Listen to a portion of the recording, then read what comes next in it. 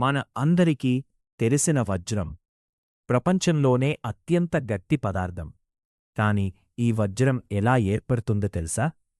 భూమి లోపల చాలా లోతులో సుమారు 180 కిలోమీటర్ల లోపల అక్కడ చాలా ఎక్కువ ఉష్ణోగ్రత మరియు ఒత్తిడి ఉంటుంది.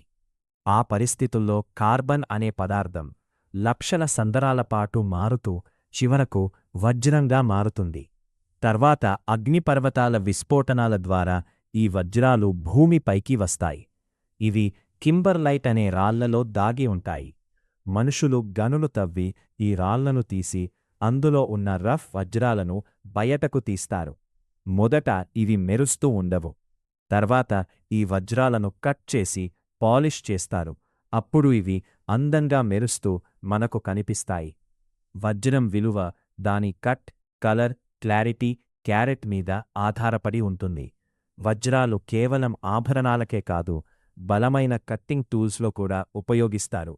ఇప్పుడేమో ల్యాబ్లో కూడా వజ్రాలను తయారు చేస్తున్నారు. కానీ సహజంగా ఏర్పడిన వజ్రాలకు ప్రత్యేకమైన విలువ ఉంటుంది. అందుకే వజ్రం విలువైనది, అరుదైనది, అందమైనది. డైమండ్స్ భూమి లోపల చాలా లోతులో అధిక ఒత్తిడి మరియు ఉష్ణోగ్రతలలో లక్షల సంవత్సరాల పాటు ఏర్పడతాయి. ఇవి పూర్తిగా కార్బన్ అనే మూలకంతో తయారవుతాయి. అదే కార్బన్ కోల్లో కూడా ఉంటుంది. కానీ అధిక ఒత్తిడి వల్ల డైమండ్ చాలా బలమైన క్రిస్టల్ నిర్మాణంగా మారుతుంది. డైమండ్ ప్రపంచంలోనే అత్యంత కఠినమైన సహజ పదార్థం కావడంతో ఇది ఇతర పదార్థాలను సులభంగా పోయగలదు. అందుకే డైమండ్స్ను కటింగ్ టూల్స్, డ్రిల్లింగ్ యంత్రాలలో కూడా ఉపయోగిస్తారు. డైమండ్స్ ప్రత్యేకమైన ప్రకాశం మరియు మెరుపు కలిగి ఉంటాయి. ఈ మెరుపు డైమండ్ కట్ మరియు పాలిష్ మీద ఆధారపడి ఉంటుంది.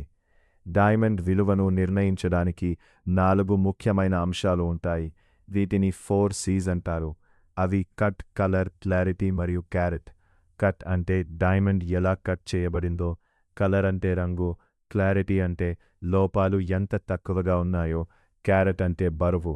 సహజ డైమండ్స్ చాలా అరుదుగా దొరుకుతాయి కాబట్టి ఇవి చాలా